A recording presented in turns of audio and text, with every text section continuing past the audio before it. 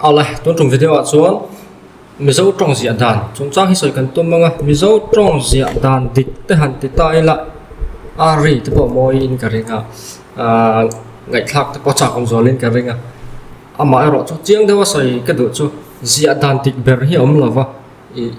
ตรงเชื่อมชื่อมาเฮียอาเสียดานนั่นเดียมอามันดานปอนี่สละ conventional ที่เราในวางเฮียนติดเบอร์มั้งformula ในเองที่เราจะชดดานเฮียมเราเร่งอ่ะจินดานาอินขตาง่ายในที่ละนี่อ่ะที่ข้าเรากัลลักละสแตนดาร์ดชมไม่นี่จุดที่ลงเรียนในวังจวนจุดเชื่อมาสับเปลี่ยนละทายนี่สิอ่ะ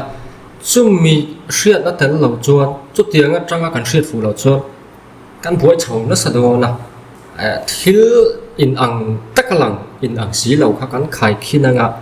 ที่จอกตัวเรื่องนี้กันเตียงกันดูด่านด้านนี้กันจิงพูลกวางเฮ็ดไม่โดนนะจุดว่ากันจ้องจุดพันด่านนั่นเองครับอินงัดอันนี้อันนี้เสียจุดเสียงตา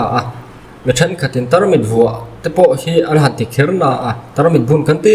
เราดิ้งจังชาวเวลต์สวยตาเราอมเสียกันตีนั้นซับหุ่นเอโรเพลนกันตีอักจีแต่ส่วนมีส่วนแต่ส่วนกันละเมียเสียแล้วว่าส่วน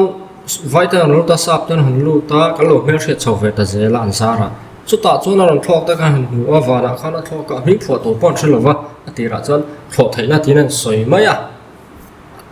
ขัดเดีย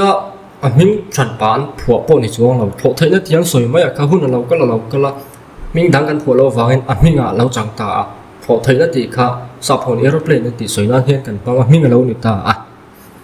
ตัวนับไปจนถอดไทยนะพวกกันที่ทำไปตัวเราว่าถอดนะการติดต่อการจังการเจละมีเจ้าจงจุ่มเอาสามอินไฟล์แต่ขนาดที่ชาวเล็กเจละก็เตียงขัดที่เก่าดาวแล้วเนี่ยจู่ๆอันนี้ไหมบ้าของเราแรงๆก็ที่เราถอดไทยนะที่อินยังไม่มีพวงที่เวลคันตัวมันร้อนจงเราการนั้นส่วนเพราะมันเพราะไงอันนี้เราจังมีงานเราจังเฉาไหมก็เตียงข้านี่จงจุ่มดาได้ก็ตาหนาวแต่พวกเขาเส้นเต้นสาวฟ้าปากันห้องไหมไอ้โซ่เขาหนาวแล้วนี่ตรอไอ้โซ่โดนกันเทฟ้าไปแล้วนี่ไหมจู่ๆที่ดานี่ว่างี้ค่ะconventional ตักเจตันนี่ที่ข้าเสียงข้าเรื่องตาปอกกันจุลัยจุเสียดมาสักง่ายอันนี้เราจวนดิตเรียวบิ๊กเล่งหมดเรียวบิ๊กก็มองกันไงจวนกันซิร์ชัวหูโดนเราตรงนี้อันที่นั่นไหมอินซุงก็จังอินตัวยี่ฟัดเห็นนี่รางฟ้าแต่ดิจุงดิอินซุงแต่มาไล่ตัวไล่ส่วนอินซุงฟัดเตียงจุดแต่RCC building กันในตึกทุบเราบอกว่างี้ในเราต่ำส่งในไหมล่ะอินซุงฟัดตีแต่กันแม็กซ์แต่แบบเราตินรางฟ้าแต่พอทากันน้องฟัดตกแต่จุลอมมาเราจู่อินซุงฟัดกันตีตรอตัวนักกันตัวยี่รอนฟัดกันตีมีอะไรวะอินซุงข้าฟัดกันตีนี่มาเราจู่ฟัดตะกันจู่อินซุงเนี่ยละวะอินซุงก็จังอินตัวยี่ฟัดจุมิสสวยน่าชวนกันอินจุงอาฟาร์เร่มักเล่นี่มันด่าอะไรกันตัดที่ขาเชียงตาอินจุงอาฟาร์ไงเราตุยลงฟาร์ก็ที่ยังข้ามีป้าไงที่ด่านตัวเราจ้องอมจะเสลาจ้องในพุ่งเสลาแต่โจนะโจด่านตัวนี่จู่วางอินมันด่านะอินก็ตาทิ้งนิทานกันเชียดเราแต่ปอกขามันด่านี่ชวนอันที่พิเศษไม่อันนี้ขลายก็เสียตาอีละจู่เสียด่านะพอเฮียนอารมณ์นี่เจ้ากันหันสวยเขาจะจังสวยจริงไงอย่างที่เขาเสียเทียมหาร์เวอังแรงเลยมันยังมิโซอินเอาพี่กันในละวัดตีระมิโซอะไรตันมินเสียมสักการรู้ตัวเล็กข้ามินเสียตีกันเสียที่ไปตักขัดแข็งเจ็บจู่มิโซตะเฮียนเบงกาลีตรงเบงกาลีสคริปต์มันเล็กข้าจะรอเสมินหันตีเบงกาลีสคริปต์ที่จู่อีสตรันเนกาลีสคริปต์ข้านี่ข้ากันมังเจ็บอันนี้มาเราจู่สับแต่ท่านยังไงน่าจะรับประเทศนี่ฟินนัทุกตะกับเพอัลฟาเบตอัลซัมซอกและเสียเทียมอัลซัมซอกตัวกันตรงนั้นอินมิลเวตุตักไม่ค่ะโรมันสคริปต์มังคันมีหันเสียมสักตาวันที่อินกันพังเสียมดังลำเจ้าอันนี้เช่ากันมังเจละกันเริ่มจันปุยเอ็มกันชัดปุยเอ็มนี่เห็นอะไรสับตรงเฉียดแต่พอเห็นสัมผัสเอ็มจู่วางจวนมีเจ้าเต้นกันไงสารสับตรงเฉียดแต่กันอัลซัมผัสถึงสับมินเสียติดตัวแต่สับอันนี้พวกว่างั้นอินที่ไหนเวียงแรงชิมซึ่งพวกสับตรงแต่สับไงสารนัทเราแต่ที่กันจังนัทสับเราเทแล้วดิเราแต่ที่ส่วนกี่นี่สับตรงไงสารนั่นแต่อมแค่รังมอตีแต่พวก karil ruwa chuan om thi na thai kan soi ma sa te du ange chuan min siam saka horop min siam sang dan kha toy thai in khan soi ta ani lo so kan hong tre pa bengali script chuan mi zo tong zia thaya script po khan zia thei thawani zia dan system hi an duanga thak moya te khan te chuan kan du danin kan zek thaya tu na hin in lu ro len ko ro kan script man tai thak te o rem chang lo zok reu mai har sa ne hi mi zo tong zia nan he tiang kha tiang hi phangila kan that pui zo kang aw sam zo kang te han ti in han thak ila kan du le du lo ni mai kan thak le thei renga chu tiang ani chon tu na zia dan grammar deuh nia kan hriat ta po kha script benga khan above vek mai don ni chu thil om zia ni chu wangi hriat ma sakata na thale chu grammar wanga tong zia dan ti dang lam tak hi om reng lawa linguist ta hit AOB là này là hỗ trong ta zirin an kal kol AOB ten siam sak mai thina kan grammar te pon sia sak thina ti khan an duanga trong sia da to te po an ni trong hi chuan hetiang script hi mang sela a that don hi ta no sam don hi ti khan ti khan ti sak mai thina chu thil om zia ani a grammar wanga zia lo ni lo ti te po hi han sa ta phot mai langin a thai na rin ama te chuan ti ra tak chuan so ni form an tiang hi machine in zia ta na chin chok ma sak ani ang an ti a for ni siang an dead back hi thui ang reng khop ma pc sang thum bor te khan han dead back thi ta ani tu ra te po ai ta ila te chuan kha tiang vela khan nuwa hian thilan kera milem ang tak mai hi horop kha dan zia na te le ka poi mo le sarkar thil eng official thil chin chia puan za dan te khan lo mong to thina tu lang la tun laya paper ti te kan man ang hian le mo malam dewa savun le kha tiang chi tan man ang kha an lap chin chu lawan lam hu chu lo bok wangin ten khan an the ang khan an lo ki ve ta zela chuan Egyptian hawin papyrus an han hu chu ka amaro chu papyrus kha chi ma em dong zo hi ngam lo em rei ta ka tha thei lo wa chi ma boka siam po hau tak em boka amaro chu savun le kha le lung velan ker ngot ai chuan all sam zok fe ani chu wangin zia dan chi sang thang khan hu chu ka chu ngan zia dan lang sar em chu pakhat na chuan interpang antia interpang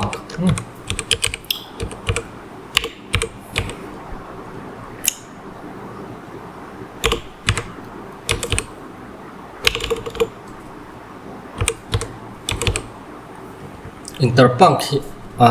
an zia dan chi khat ania om zia chu thu mal thei ran nan khan point an chu thin ani hetiang zia hian point an chu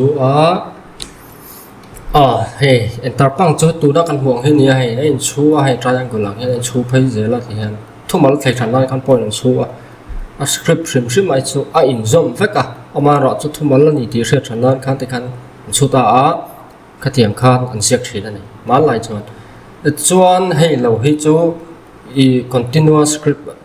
script ante kha script dia continue kha om le ta chuan point chu tom lawa in zom vek ringot maya avai khan hei thu thung thar ko zia khlui ante greek text anti mai tele thu thung hui lam panga heb right po hi tiang in continuous script in zom vek a zia kha ni chiar po haran ti a tong thiam tak ta lo chu na boi thak le ani ti kha mi thiam to soi dan po ni eng chin hi ngai thumal ni close ti te chiar ran har em boka shit fu hara chiang lo thina ni ti ta kha bruce and measure te mo po khanan soya chu wangin ka disadvantage ani ve chianga shit fu hi har don mi zo tong po hi a in zom vek hian ziak ta ila thumal chu angai na om rang ani po interpang ke mo in su continuous script an point angai na om rang amaro chu boi thlak chu thumal thlesan kha atong thiam tak tan lo chu na boi thlak ka chiara nuam lawa har sa ni khlai kha boi thlak lai chu ni zia dan chang kang zo kha an ma mo nge ti hi chiang ani tun ang hian khitiang khian siak le ta tun hun hian boi thlak le kan chiam hei thei lawanga chiar dan kha bala noi do ne chan chu kan chin than lo wang ani wang kan chin than lo ani wang le har sat ve rim bok wangin kan bala nuwa yang kan ti deuh nuai don a chiang sa renga te chuan kum edi zabi panga paruk thawa chuan then chuan zabi paruk le zabi pasari antia soidai lang chia lawa Irish scribe sau khan an chuak ni Irish le ka ziak tu te ka an ni khan Roman script ka ti dang lam deuh nakin zia dan thar an rang chuaka thumal in kara space mun all da han chin ta ni tuna kan chin ang hian amara chu tuna kan ti danang che hi chu alani lova tuna thumal tin in kara space ang hin che lawin ti khan space man na chin khan na ya space khan aron thlir sang ta ni close ta thumal ta enge mo kha khata tang khan thumal in kara mun all hi introduce to ni ti khian an soya adik tura ngai la chu pa chu tuna kan huang hian te han thumal in kara than le enge mo ya ki space kan hu chota an pro space khalo om ve ta ni ka ti nga kha ti chuan an renaissance huna te le hun local zela khan zia dan khalo thong chova ta zela te chuan ke ni ang richin chia na horop maltin man na alphabetical writing an ti ang chia phai chuan standard bera lo tang ta ni tu na kan ti dan hi chu wa chuan tu na kan ti dan hi tu na ta chuan zia dan dik pa ngai chu ni space da azia hi ai zom ve ka zia ha kan ti lo da ni kan ti dana ni to lo wangin le kan ti ngai lo dana ni boko wangin mizo tong a chon atik lo ti zona soi the ni a chan chu kan chin lo dan zo khan ni mewa te tiang zo khilo ching tai la kan chin dan zo khan dik zo khan ni le mai do na ka kan soi ang khan script lo oma a obi min siam saka zia dan tu ro mona te khan kan lo ching chawa kan je ka zia dan inang tlang le rol deuh thep thup ta polo omai nang lo lai ta po oma te chuan nga ya kan nei chawa lo san da chauta mi in hadiang hian ti kher ro tu man min chong reng lawa amara chu space man kan sin ta ka chuan thu mal nia kan hriat kha ka space man kan thliar ta zela kan hriat da rain chen lawa chu wa chuan kan zia zom du le judia zom du lo te po kha ain chen lo ta zela kan lunga rol thei ta lo boka to na po khang khathil long dan chu ne maya grammatical ber he om lo shim ni ti kha the ela ti anga entin nan thumal in kara space man lo na ke ni mi zo ta chu mi mak doi som pakhat som pathum nga som pakhat ta som pathum in kar ni chung bor lek chu kan ni a lo tong chu maksad mak ta doi som thum chuang nan man ni a ain zom va ken jiak thaw a grammar pon ni vering ni tinge an sia so wangin zia zom veki grammar dan nei so lo reng zia zom lo pon an hong thaya mana Greek tong ta po continuous script mangan zia lai khan grammar an nei dai to ni ma se anh mà khoi bo cho lo thu mal kha ngai na ma ri dan bo ngai ya en zom veki ti te chia ra har dewe shit thia ma har ti vel khan ni ma ya grammatical lo lai reng om lo ti lai kha ta ila chin da na in thla ka ti khan lo thong chawa grammar wa nga thak ani lo ti lai hi war takin ka sai du ani tu man chu tiang chu zia ngai lo wa ha ka han sai masa ni sela pengtivara te po that arin oma tu la chuan mi zo tong zia da na kan lung rol lo na hi tlema zo han sai lo kila thai na ren oma mi zo tong zia da na kan lung rol lo hi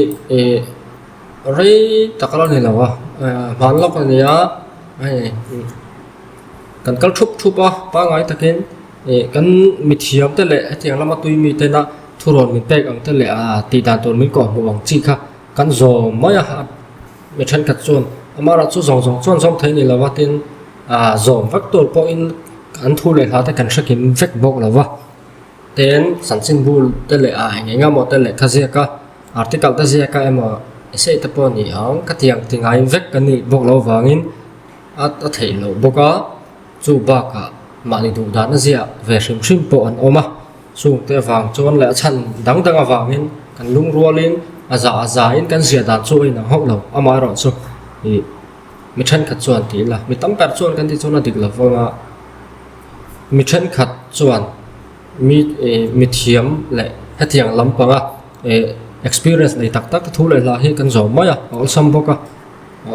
a thai em boka ni ti kha kan sai le anga te chuan mi than khat grammar grammar manga trong sia dan tu fel fai zo ko om du tu anoma amaro chu thilik kal for pui the ani wang hian an ti le lo tu ve po ni na lang ani hian nei point chunga chuan a thum mala kan nei sana phel zel kan han tum ta ti hian grammar na ti chu tiang ka tiang chon ti to le grammatical se zam hi grammatical lo ti zong khan han soi thin ta grammar da na tiang hian je tu ran ti chu tiang dan chu khoya ma om lova an ngai da no phu chop ani ka ka se tu ran ni chu tiang chu tu ma na je ngai lova om thei bok lo ti kha ka soi chiang tu te chon lai lama conventional thilani wangin man dana te zia dan te le practice chin dana te ngata chu wang chuan antin zolan course development board lo om na chu thu dei tu ni do ta ek noe din ni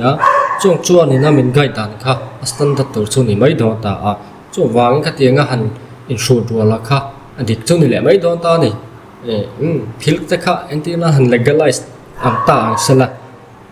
dan ding lai ni tin a khan ni do ta ka tiang tong kam kha han ho toi la chu wang chuan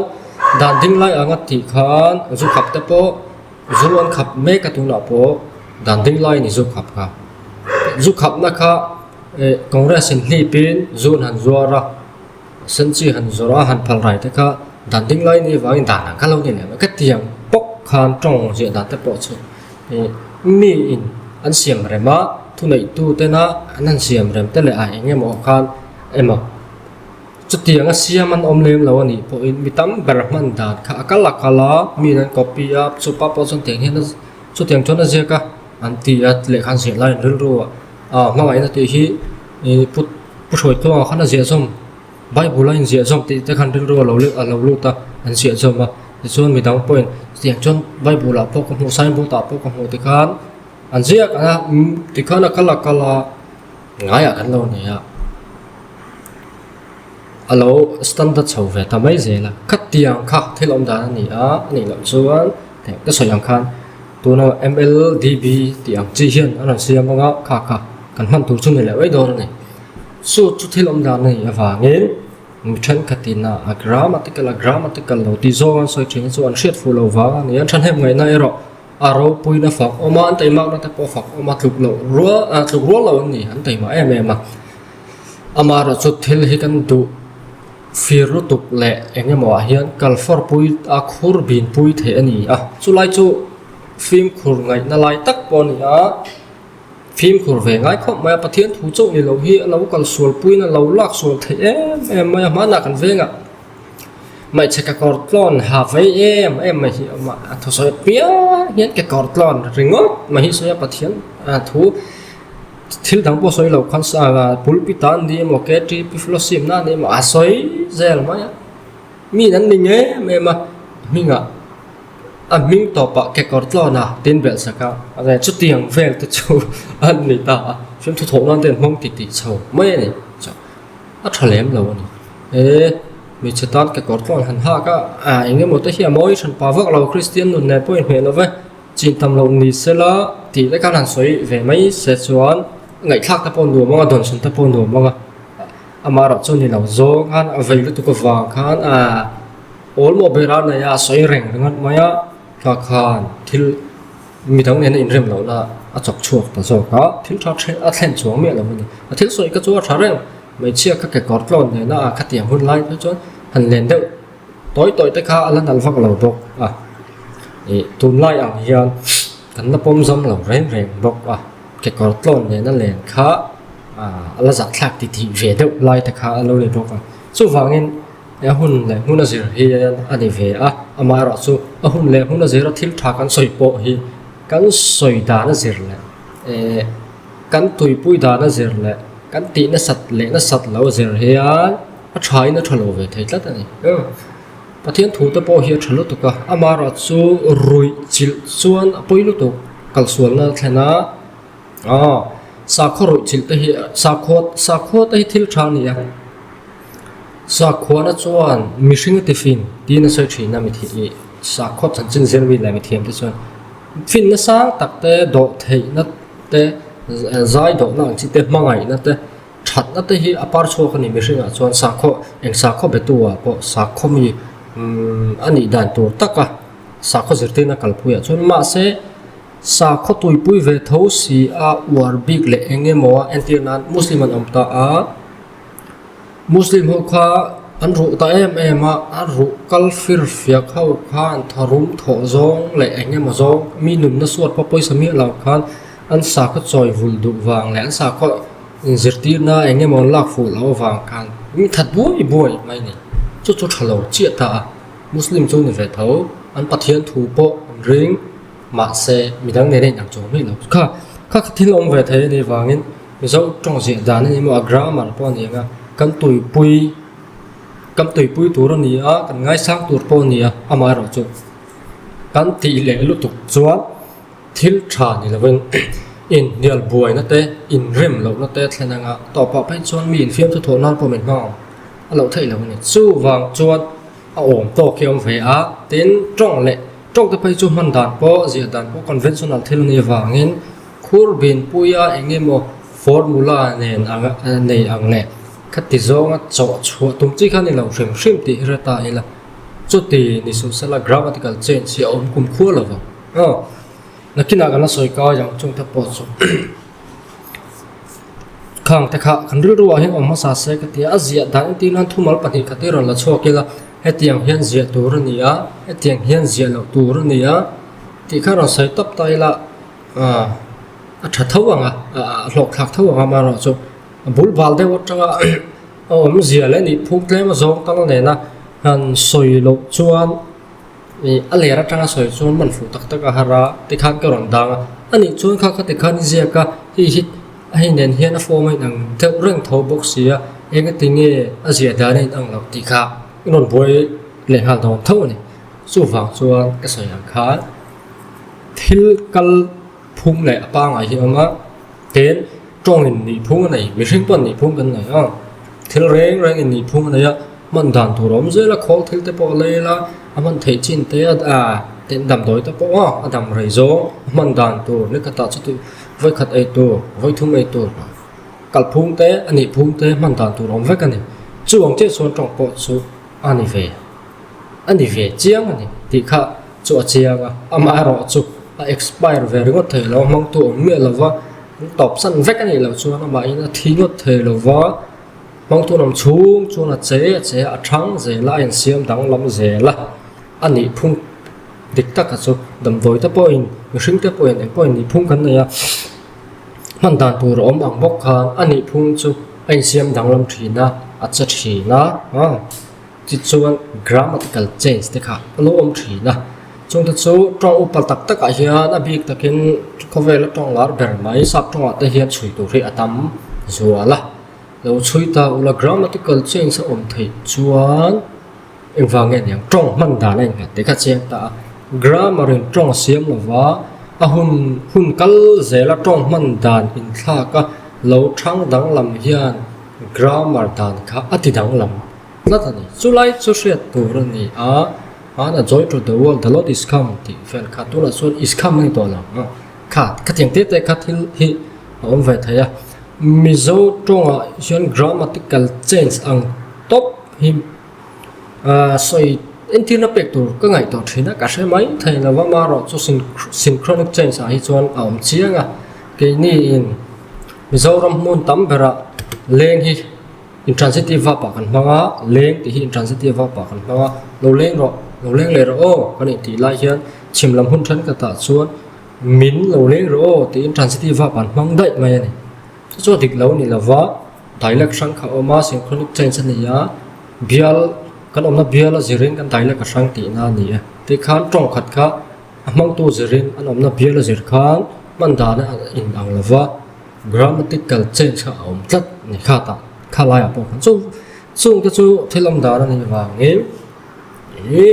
zo trong thiang lo em ni enga tinge min lo leng li roi ti kai ti tu le lo khang ta kha an soi mu sa te do ange ani lawa om zia la kal phung hriat lo chuan in zia da na dik lo in trong da na dik lo in man da na dik lo in chu ti khati kai ti anga kai mu sa khe yang ti lo kha lai kha hriat ma sa ka to le maya ti chuan